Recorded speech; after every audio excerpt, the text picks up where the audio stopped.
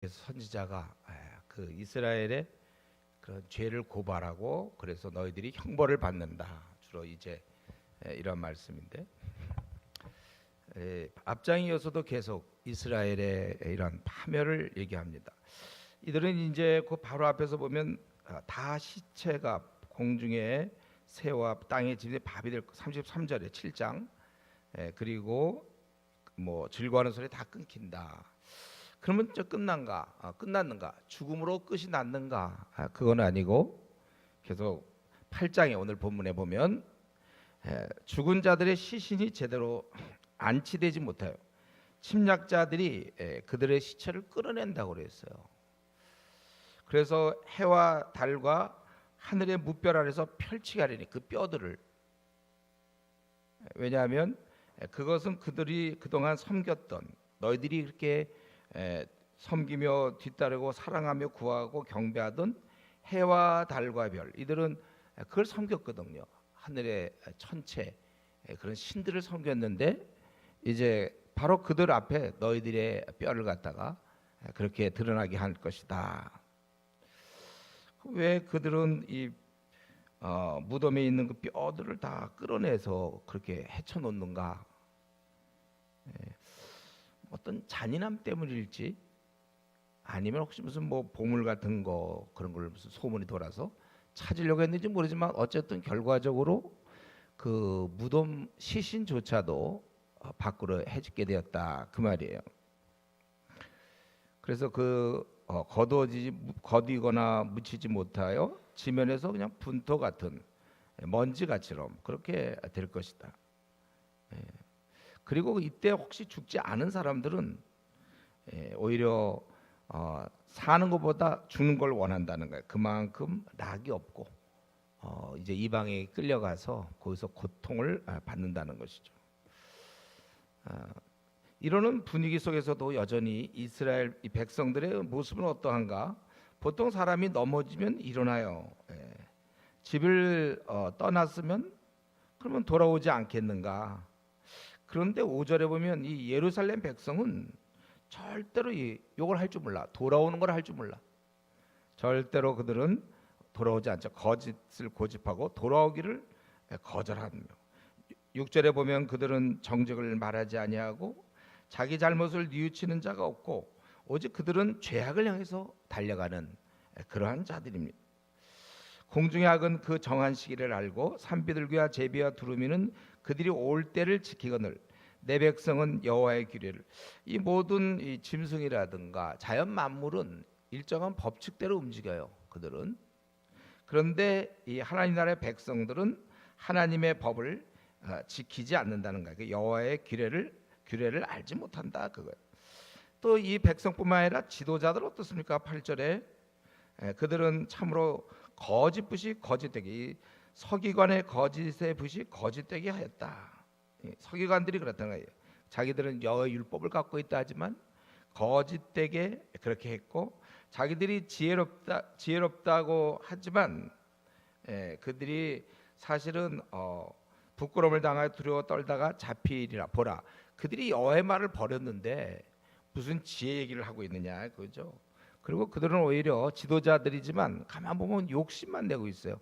작은 자나 큰 자가 다 욕심을 내며 선지자로부터 제사장까지 다 거짓을 행함이라.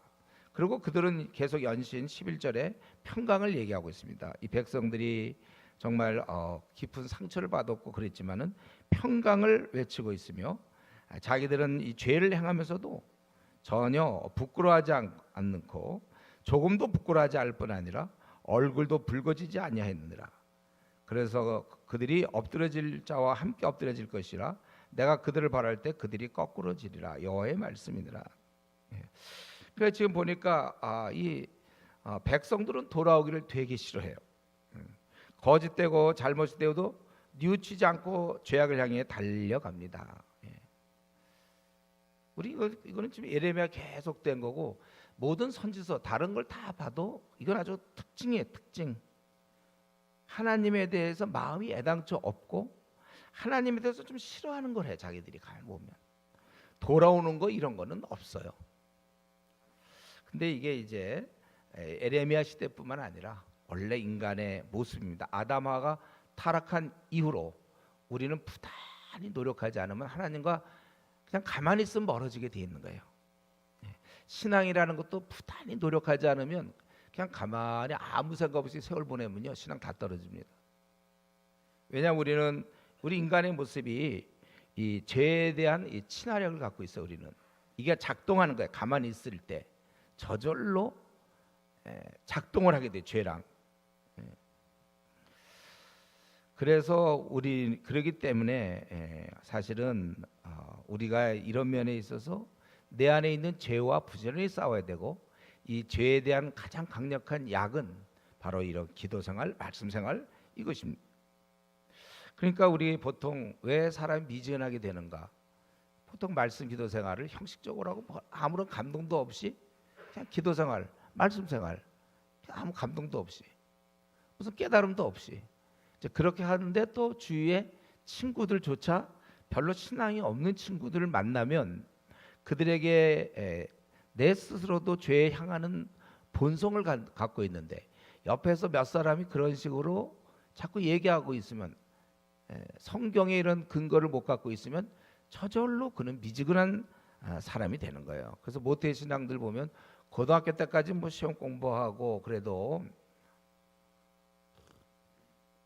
그럴 재능이 없다가 이제 보통 대학 들어가서 안 믿는 친구들 이제 만나고 나고 그러고서 뭐 원래 말씀 기도 생활 대충 하던 사람들이니까 그러니까 다들 이제 뺀질뺀질해지는 것이죠. 우리에게는 이 죄에 대한 강한 친화력을 누구나 다 갖고 있다. 이걸 우리가 여러분 평생 기억해야 돼. 내가 이 정도 신앙생활 했으니까 됐겠지. 아니요, 절대로 되지 않아요. 끝까지 되는 거예요. 여러분들은 그러니까 계속 절제하면서 주님 만날 때까지 인내를 해야 되고 그래서 제가 늘 생각하는 그거잖아요. 나이가 어린 사람들 그 싸움이 아직도 많이 남아 있기 때문에 안 됐다. 제가 늘 그 얘기하는 거예요. 이거 진심으로 하는 거예요. 저는 이제 많이 안 남았으니까 지금까지 싸운 게 감사하고 다시 시작하라고 나의 다시 젊음의 또로 돌린다면 어휴 또 그 큰 싸움을 해야 되니까 우리가 이 죄에 대한 친화력을 저와 여러분 다 갖고 있습니다. 날마다 자신을 저 복종시켜야 돼. 그래서 다시 한번 이 시간에 마치 처음 듣는 듯이 다시 한번 강조한다면 우리가 신앙생활을 주님 만나 배울 때까지 제대로 하려면 항상 말씀과 기도 그리고 이 신앙 공동체가 있어줘야 돼요. 이게 나를 굉장히 억눌러요. 나로 하여금 죄에 친해지려고 하는데 오히려 신앙 좋은 친구들이 옆에 있음으로 단절을 시키죠. 세상으로부터. 그들과 시간 보내는 바람에 그만 세속적인 친구랑 만날 시간이 별로 없는 거예요. 그래서 원래 우리는 신앙생활 제대로 하려면 말씀 기도 생활 그리고 좋은 공동체. 여러분들이 이사도 함부로 다니는 게 아니라 주위에 정말 좋은 교회가 있는가 또 만약에 우리 주군의 교회가 좋다고 판단된다면 뭐 어떻게든지 교회 근처로 붙어 있으려고 노력을 해야 되는 것이고 그리고 우리에겐 끊임없는 하나님과의 교제 속에서 생기는 비전을 향해서 나가야 돼. 비전. 제가 여러 번 얘기했는데 이 비전이 없으면 사람이 흐리멍텅하고 그 비전이 없는 사람의 삶은 그냥 먹고 사는 거예요. 불신자와 그렇게 크게 구분이 잘 안 돼요. 좀 착하고 뭐 고수도 많치고 술 좀 안 먹고 뭐 몇 가지 거짓말 좀 덜 하겠지. 안 할 수는 없겠고. 그런데 우리가 이 비전을 갖고 있어야 이게 이제 사람으로 삶을 확실히 다르게 하는 이 비전이 그래서 여러분 눈이 반짝이는 거예요. 비전을 갖고 있어야. 비전 없으면 그냥 흐리멍텅. 근데 오늘 본문에서 보니까 특별히 이 지도자들이 거짓되이 이들은 하나님 말씀을 다루고 있지만 8절에 왜곡시키고 있다는 거죠. 그것은 9절에 결국 하나님 말씀을 버린 거가 되는 것입니다. 그래서 거짓으로 평강을 말하고 그리고 이렇게 부끄러워하지 않는다는 것. 오늘 본문을 통해서 알아야 될 것은 백성들이 이렇게 하나님을 버리게 되고 돌아오지 않게 되는 데는 지도자의 잘못된 가르침이 있고 행위가 있습니다. 그래서 특별히 우리 주위의 사람들이 영향을 우리가 받지만 특별히 지도자의 영향을 많이 받아요. 그래서 지도자가 아주 중요하고 우리가 한국 교회를 위해서 기도할 때도 좋은 지도자들이 곳곳에 많이 있도록 우리가 그렇게 기도를 해야 되는 것입니다. 근데 우리는 지도자 얘기를 하면 자꾸 어떤 교회 목사를 생각하는데 사실은 이미 저와 여러분이 교회 생활 그래도 한 신앙 가지지 한 3년 정도 이미 지났다면은 예, 그렇다면 좀 우리도 지도자 위치다 이런 생각을 해야 돼요. 여러분이 직장에서 만나는 사람들에게 그 사람들에게 볼 때 우리가 지도자죠. 우리가 선한 영향력을 얼마나 끼치고 또 성경대로 삶을 사는가. 그들이 볼 때 왜 저 사람이 술을 안 먹고 저 사람이 왜 도박을 안 하며 왜 저 사람이 그렇게 사는가. 바람 피우지 않고 그리고 왜 자기 손해 보는데도 그런 걸 약속을 지키는가. 그들이 볼 때 우리 그런 걸 보여줄 수 있어야 돼요. 지도자의 모습. 또 이미 결혼한 사람들, 아기 낳은 사람은 이미 아기한테는 지도자예요. 그래서 자기의 그 본 애한테 그 경건한 모습. 나도 엄마를 닮고 싶고 아빠를 닮고 싶다고 그 아이로부터 그런 얘기를 들을 수 있어야 돼. 뭐 직분자도 이 모양이니까 여러분 너무 이 땅에서 또 우리 직분자, 목회자에 대해서 뭐 실망할 것도 없고 자기나 잘하세요. 뭐 이런 말 있잖아요. 자기나 좀 제대로 하세요. 자꾸 뭐 지도자 꼭 보면 자기 신앙생활 못하는 이유 중에 하나가 지도자 어떤 목사 때문에 그래서 목사가 약간 좀 이런 윤리적 결함이 드러나면서 무슨 뭐 돈을 뭐 한다든가 어떤 뭐 잘못된 어떤 이성 문제가 있다든가 뭐 하여튼 그런 거 있잖아요. 지도자들이 그럴 때 오히려 자기가 잘못 사는 것에 대해서 오히려 합리화시키는 사람이 있어요. 자기가 지금 지도자나 마찬가지인데. 자, 이런 것에 대해서 하나님께서는 거기 여호와의 말씀이라 13절에 우리 하나님께서 그들에게 열매가 없다고 그랬어요. 열매가 없고 잎사귀가 마르고 그들에게 준 것이 하나님 다 그들에게 준 것이거든요. 그것이 없어지리라. 그래서 거기 차라리 그들이 견고한 성읍이 14절에 우리가 어찌 가만히 앉았으랴. 지금 너무나 힘드니까 차라리 우리가 견고한 성읍에 가서 그걸로 들어가자. 어떻게 좀 버텨보려고. 그러나 거기서도 마찬가지로 우리를 멸하시며 우리의 독한 물을 주신다. 평강도 없고 15절에 고침도 없다는 거예요. 다만 단에서부터 이거 말은 북에서부터라는 얘기죠. 북쪽에서부터 이런 말들이 우는 소리가 진동한다. 이건 전쟁이죠. 그래서 결국은 소유와 성읍과 주민을 삼켰도다. 그리고 여호와의 말씀이라 내가 술법으로도 제할 수 있는 뱀과 독사를 너에게 보내어 물게 하겠다. 아주 그들이 이제 형벌을 당하는 그런 일을 하겠다는 거예요. 그래서 18절에 슬프다. 선지자는 이러한 하나님의 일하심을 보면서 아주 슬퍼하죠. 슬프다 나의 근심이 어떻게 위로를 받을 수 있을까. 내 마음이 병들었도다. 딸 내 백성이 심히 먼 땅에서 부르짖는 소리로다. 그러면서 이제 이 백성들은 뭐라고 그러냐면 우리 여호와께서 시온에 계시지 아니한가. 우리와 함께하지 않는가. 우리 왕이 그 가운데 계시지 아니한가. 그들이 어찌하여 그 조악한 신상과 이방의 헛된 것들로 나를 경노하게 하였는고 하시니. 그들이 그렇게 얘기한다는 거예요. 자기들이 잘못해놓고는 왜 하나님이 있다면 왜 이렇게 되느냐. 환난 때 하나님이 지금 뭐하고 있는가. 계시지 아니하냐. 이렇게 불평하는데 그 원인은 이렇게 얘기하는 거죠. 선지자가 그들이 어찌하여 그 조악한 신상과 이방의 헛된 것들로 나를 경노하게 하였는고 하시니.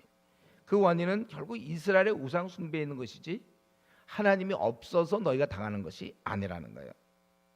그러면서 그들은 추수할 때가 지나고 여름이 다했으나 우리는 구원을 얻지 못한다. 이것은 무슨 격언 같아요. 무언가를 기대할 때 얻지 못할 때, 기대했다가 얻지 못할 때 쓰는 그러한 말. 카일 같은 학자는 이제 그렇게 좀 얘기하고 있죠. 또 칼빈 선생 같은 경우는 이제 동맹국의 도움을 기대했다가 그런 잘 안 되는 뭐 그런 걸로도 해석할 수 있겠다 그랬는데, 어쨌든 이들은 상했고 슬퍼하며 놀라움에 사로잡혀오며, 이들은 길르앗에는 유황이 있고, 길르앗이라는 건 요단 건너편 땅인데 거기에는 유황이라는 건 약이에요. 약. 그리고 그곳에 의사가 있지 않느냐. 약도 있고 의사도 있는데 그러나 치료를 결국은 안 된다는 거예요. 탄식하고 아주 비참함에 대해서 얘기하는 것입니다. 그러니까 지금 이스라엘 백성 이 선지자는 하나님의 그러한 이들에 대한 하나님의 형벌을 보면서 참으로 슬프고 근심함이 병들었다고 그렇게 얘기하는데, 사람들은 이스라엘 백성은 자기들이 하나님을 버려놓고는 어려움이 생기니까는 그거는 왜 하나님은 왜 이러시는가? 자기들이 잘못한 것은 놔둔 채 현재 상황의 그 어려움에 대해서 하나님을 원망하는 겁니다. 우리가 이런 경우가 많죠. 우리도 어떤 사람 자기가 술 많이 먹어서 위장병을 얻어놓고는, 또 어떤 사람은 주식과 노름을 많이 해서 가산을 다 탕진해 놓고는, 또 어떤 그래서 가난해져 놓고는, 또 어떤 사람은 불신자와 결혼해서 자기가 평생 고통당하면서 왜 하나님 이러시냐고 성경하지 말라고 그랬는데 말 안 듣고 불신자랑 결혼해서 자기가 그래서 고통은 받으면서 원망은 하나님께 하는, 보통 이게 하나님께 기도로 나아가지 않는 자들이 힘들 때 꼭 보면 불평은 하나님께 해요. 자기가 기도 생활 안 해가지고, 기도를 해야 문제가 해결되는데 기도 생활 안 하고 정작 어려우면 하나님 뭐 살아계시는데 왜 그러냐? 하나님은 너는 살아있는데 왜 기도를 하나도 안 하냐? 아마 하나님 그럴지 모르겠어요. 오늘 이 밤에 한번 저는 그걸 생각하면 좋겠어요. 자기가 지금 현재 당하는 어려움이 있습니까? 그게 무슨 가난의 문제든지 뭐 집의 문제든지 또는 자녀의 문제든지, 자녀도 그냥 욕심껏 그냥 애 공부시킨다고 외국에 그렇게 조기 유학 뭐 시키고 쎄 엉망으로 돼 갖고 왔는데 왜 이러시냐고. 자기가 그렇게 하지 말아야 되는데, 근면하게 자녀를 키워야 되는데 그렇게 안 키워놓고 나중에 그걸 하나님 앞에 원망하는다. 혹시 내가 요즘 사는 게 좀 답답하고 힘든 거 있습니까? 내가 왜 지금 이렇게 살아야 되죠? 남들과 달리 이런 것 때문에 혹시 불평한 적은 없어요? 그러면 한번 이 밤에 그 이유가 무엇인가? 진짜로 하나님이 진짜 뭘 잘못한 거예요? 한번 기도 중에 내 지금 삶을 들여다보세요. 하나님의 내가 축복을 받을 만한지, 또 나는 이 문제를 하나님께 기도로 매달리고 있는지. 그리고 오늘 우리 보면은 이 선지자의 모습 말이죠. 선지자들은 그들의 고통에 함께 동참하고 아파하잖아요. 우리가 배울 점이 이겁니다. 죄악을 보면서 우리 6장 11절에 보면 아주 분노해요. 선지자가 아주 자기가 이제 그런 마음인데, 분노하지만 벌 받는 자를 보면서 슬퍼하는 이런 모습. 그리고 18절이나 21절, 내 딸 내 백성이 상하였으므로 나도 상하여 슬퍼하며 놀라움에 사로잡혔다.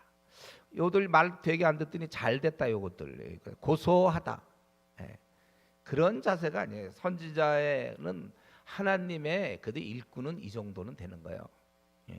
이스라엘의 말 되게 안 듣는 이스라엘의 그 백성을 보면서, 백성의 운명을 보면서 하나님의 진노만을 받을 수밖에 없는 그 예루살렘, 그들을, 그런데도 여전히 지금 행복하게 사는 것처럼 아무 걱정 없이 지내고 있는 그 사람들의 운명, 그거에 대해서 이 선지자는 미리 바라보고 울고 있고 슬퍼하는 것입니다. 우리가 이런 면에서 사실 저와 여러분도 좀 감정을 갖고 있어야 돼요. 우리도 이 땅에 지금 우리 같이 있는 사람들은 이제 그들이 얼마 안 있어서 이제 뭐 지금 40대다 50대다 그럼 앞으로 한 30년 20 때문에 우리가 그 사람들 얼마 안 이면서 영원한 지옥불에 떨어질 거거든요. 우리는 그 사람들에 대해서 우리가 아픈 마음을 가져야 되고, 이 아픈 마음 때문에 우리가 토요일 날 이렇게 전도하는 것이죠. 수요일 날 전도하는 거예요. 우리 주위 사람들은 영원한 멸망을 받는 것입니다. 그런데도 이상하게 나는 뭐 전도가 부담된다, 뭐 그들의 입장을 생각하지 않고 내 입장만 생각하지.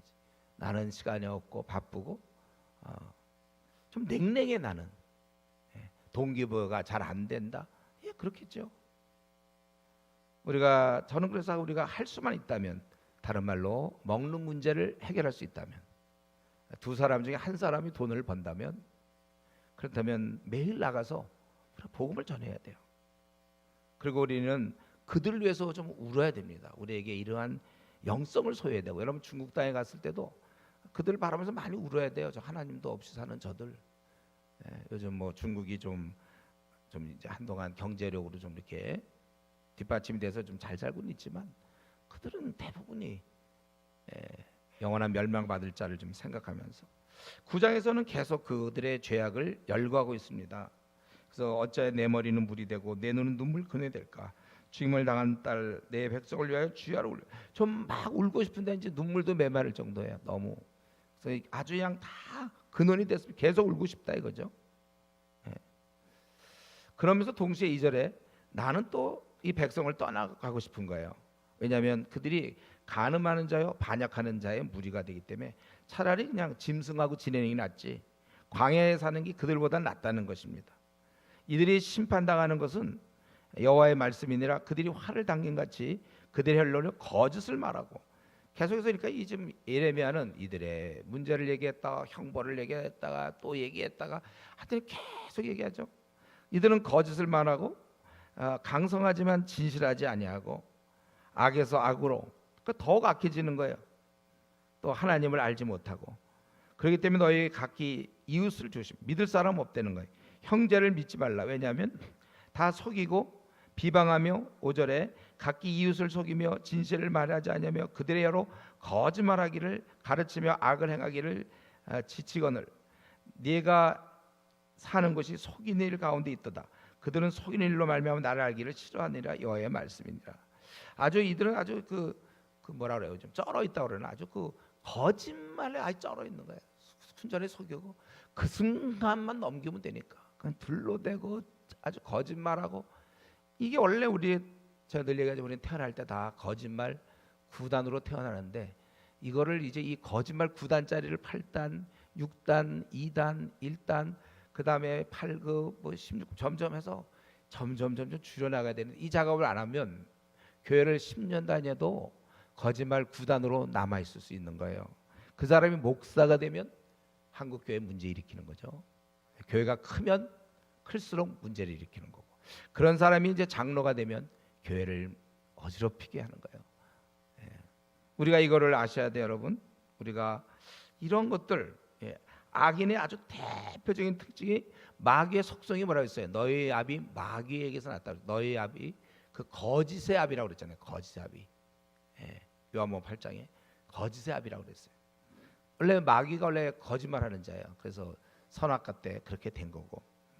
악인의 대표적 특징은 진실하지 않는다는 것이고 지금도 이들의 잘못을 여러 가지 나열하지만 지금 3절부터 6절까지 계속 이들은 순전히 거짓말쟁이라는 거예요. 그렇기 때문에 우리는 이런 말씀을 볼 때마다 다시 한번 내가 늘 해로울지라도 진실을 얘기해야 되는구나. 다시 한번 깨닫고 결심하세요, 여러분. 거짓말하지 말며 이번에서 자유로울 사람은 우리 중에 아무도 없습니다. 저와 여러분 죽는 날까지 이 싸움을 해야 돼요. 둘러대지 않겠다. 늘 진실을 말하겠다. 순서를 바꾸지 않고 말을 우리가 스토리를 만들지 아니하며 있는 그대로 항상 하나님 보시기에 이런 면에서 지금 한번 자기 자신을 들여다볼 때 나는 우리 교회 공동체에서 혹은 직장에서 내가 사람들한테 얼마나 그 진실하다고 사람들이 나를 평가하고 있는가. 이제 이러한 자들에 대해서 하나님께서 뭐라고 했습니까? 그러므로 만군의 여호와께서 이와 같이 말씀하실 때 보라 내가 내 딸 백성을 어떻게 처치할고 그들을 녹이고 연단하리라.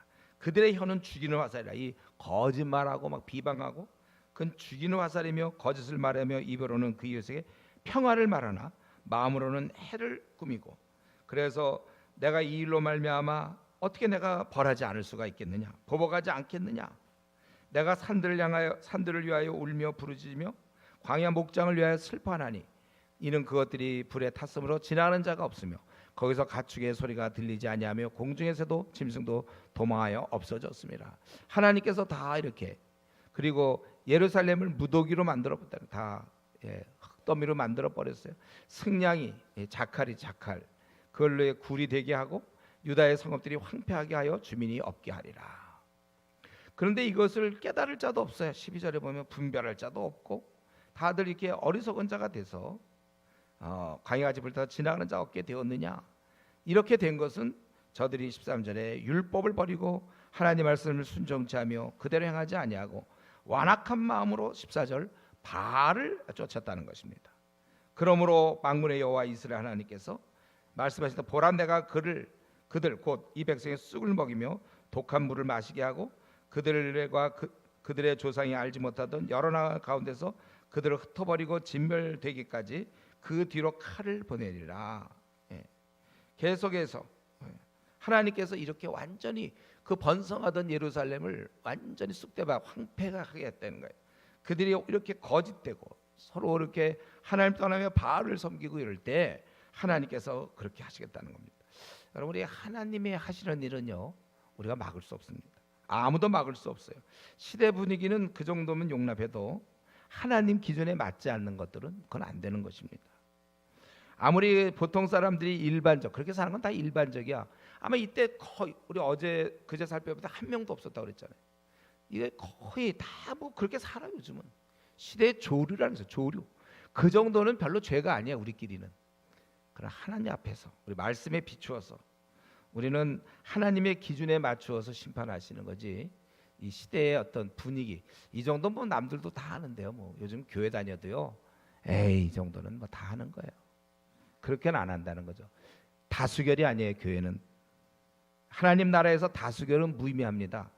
아무리 다 그렇게 하고 뭐 요즘 누가 그래요? 뭐 암만 그래봐야 하나님 앞에서 하나님의 기준에 의해서. 그래서 여러분들이 항상 움직일 때만 생각할 때마다 하나님 표준에 이게 맞는가? 내가 지금 하고 있는 행동들, 내 삶의 방식 하나님 표준에 맞느냐가 중요하지 교인의 표준에 맞는다 이런 건 별 의미가 없습니다. 다수결 다 소용없어요. 지금 이스라엘 전체가 다 지금 휩쓸려 갈 건데 자기가 그 중에 뭐 이스라엘 사람들 하는 거 보면 예루살렘 사는 거 보면서 이 정도 뭐 나 그 중에 그래도 나 1% 안에 든다. 다 소용없는 거예요. 하나님의 기준에 맞는가? 우리가 이러면은 좀 더 생각하고 그래서 우리 삶을 들여다보면서 내가 그냥 괜찮아 이 정도면 하나님 보시기에는 어떤지를 항상 물어봐야 될 것입니다. 이제 이들이 해야 될 일은 이거 선지자가 이런 얘기 하는 거죠. 이제 마지막 26절까지 이제 이들이 할 일은 선지자가 볼 때는 우는 것밖에 없다는 거죠. 거기에 애곡하는 부녀를 불러 초청하라는 거예요. 그래서 이들이 이제 도무지 안 되니까 마지막 순간에 뭐 돌아해도 안 돌아오고 뭐 하나님의 이제 임박한 진노는 있는데 돌아오지는 않고 이제 끝났어요. 그리고 울라 이거죠. 이제는 경고하는 선지자가 필요할 때도 아니에요. 이제는 울 사람이 필요해. 울 사람이 이런 상황을 놓고 이제 그래서 애곡하여 우리 눈에서 눈물이 떨어지게 하며 우리 눈곱에서 물이 쏟아지게 하라. 이런 시온에서 통곡하는 소리가 들리기를 우리가 아주 망하였구나. 우리가 크게 부끄러움을 당하였구나. 우리가 그 땅을 떠난 것은 그들이 우리 거처를 헐었음이라 하미로다.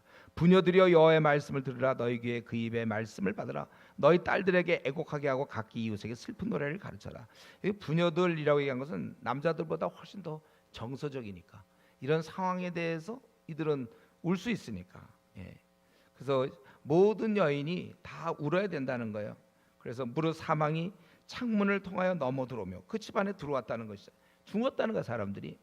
또 이 궁실에 들어오며 견고한 왕궁조차도 보호받지 못하는 것이며 밖에서는 자녀들이 또 거리에서는 청년들도 다 멸절하겠다는 거예요. 그리고 시체는 분토같이 들에 떨어질 것이며 곡식단같이 거두지 못한 곡식단같이 될 것이라는 겁니다.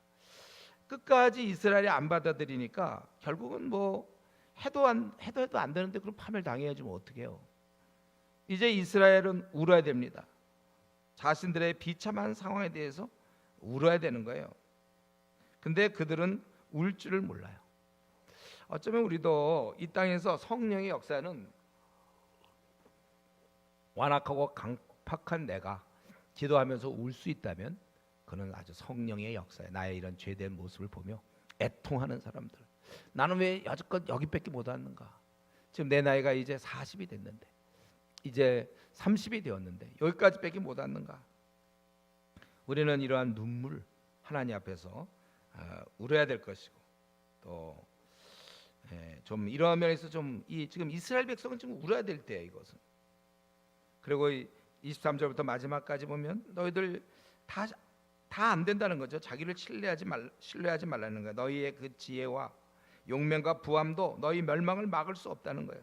자랑하지 말아요. 그것은 자랑하려면 하나님을 아는 거나 하나님께서 사랑과 정의 공의를 행하는 줄 깨닫는 거, 뭐 이런 걸 몰라도 너희의 그런 지혜와 용맹과 부함, 이제 그거 의지할 거 하나도 없으며, 또 너희가 그 또 한 가지 25절 26절에 할례 받은 거, 그런 거 다 할례를 받은 자나 받지 못한 자 25절에 다 벌하며, 또 애굽과 유도와 에돔과 암몬 자손 모압 및 황해에 살면서 살적을 깎은 머리물 이상하게 한 어떤 그런 스타일들이 있나, 그런 부족들. 아무리 멀리 있어도 그들은 혹시 안전하다고 생각할지 모르겠지만 다 물은 모든 민족은 할례를 받지 못했고, 또 이스라엘의 마음에 할례를 받지 못했다. 이들은 다 멸망을 당한다는 거예요.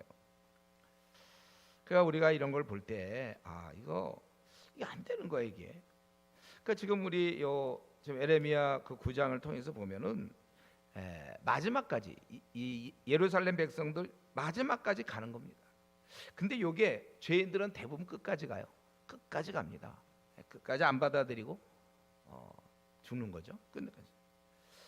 은혜로 죽게 돌아오는 자가 있지만 대부분은 다 마지막까지 가는 거야. 마지막까지 간다. 아무리 해도 안 돼. 마지막까지 가는 거죠. 그렇기 때문에 우리가 이제 이러한 모습을, 우리는 이 예레미야서를 볼 때마다, 여러분 48장까지 아니 52장까지 쭉 볼 때마다 우리가 항상 이런 마음을 가져야 돼요. 내가 지금 하나님께 돌아온 거, 이게 왜냐하면 이스라엘 전체가 못한 일을 지금 나는 하고 있는 거잖아요. 선지자나 했던 일을 나는 하고 있는 거예요. 하나님과 내가 동행한다. 이것만 해도 얼마나 놀라운 큰 감사인지 몰라요. 내가 하나님과 방황했댔는데 이제 돌아왔다. 동행한다. 우리는 이 에레미야서를 볼 때마다 내 운명에 대해서 감사하셔야 돼. 안도의 한숨을 쉬어야 됩니다. 나는 돌아온 자니까. 그리고 우리가 근데 그러면서도 우리는 늘 이걸 생각해야 돼. 염두에 둬야 될 건, 내가 혹시 조금 요즘 최근에 식어지지 않았는가? 요걸 조심해야 돼요. 조금씩은 고치지만 왕창 됐을 땐 그건 어렵거든. 주저앉을 수밖에 없어요. 내 신앙도 조금 잘못될 땐 조금씩 고쳐나가고 아차 할 수가 또 다시 일어나면 되는데, 이게 너무 오래되면 그때는 끌어올리기가 쉽지 않아요. 굳어져 버리니까. 그래서 우리는 이 예레미야서 오늘 말씀 볼 때도 내가 하나님과 동행하기 때문에 감사하고, 혹시 근데 내가 요즘 최근에 한 달, 두 달 좀 내 신앙이 좀 떨어진 것 같다면 이거는 우리가 아주 조심해야 되죠. 빨리 수리하고 회복시켜야 돼. 이때 빨리 회복돼요. 너무 오래 놔두면 안 되고. 또 동시에 우리는 한 가지 할 일은, 우리 주위에 많이 좀 주님을 떠나서 점점 굳어지는 자가 있어요. 그런 자들 빨리 돌아오게. 더 굳어지면 안 되니까. 이스라엘 백성처럼 말해도 들을 단계가 아니에요. 이미 아주 이제 다 마음을 정한 자들이, 애들은.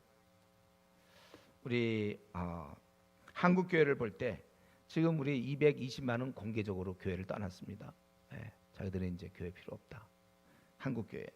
그렇지만 제가 볼 때 그 220만도 속상하지만 예비 후보가 너무 많다는 거예요. 곧 교회를 떠날 사람. 아주 위태. 그중에 한 목사님이 뭐 돈 좀 띄워먹고 갔다면 바로 나갈 사람들 많아요. 또 무리하게 건축했다 해서 바로 나갈 사람. 틈만 있으면 나갈 사람들 많이 있습니다.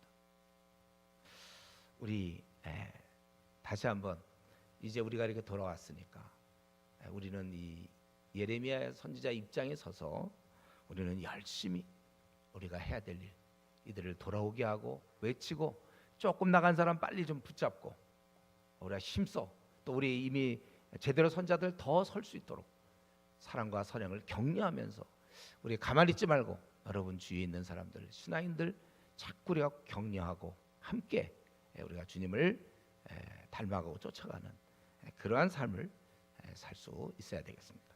자, 한번 같이 기도합시다. 우리가 말씀 생각할 때 정말 이거 사람들이 이게 안 돼. 한번 이렇게 되면 안 되는데 우리가 이렇게 된 것, 얼마나 돌아온 거 얼마나 감사한지, 특별한 은혜인 것 같아요. 이제 우리가 귀한 은혜 받았는데 일생 좀 많은 사람을 한 명이라도 더 도우면서 살 수 있는 방법이 무엇일까? 좀 우리 궁리하고 하나님 앞에 우리가 정말 세상 사람이 아무리 보통 이 정도는 다 합니다 하더라도 다수결 다 필요 없고 하나님 앞에 지금 내 삶이 정직하고 거짓이 없는 올바른 삶을 살고 있는지 한번 이 시간 같이 기도하고 제가 기도하겠습니다.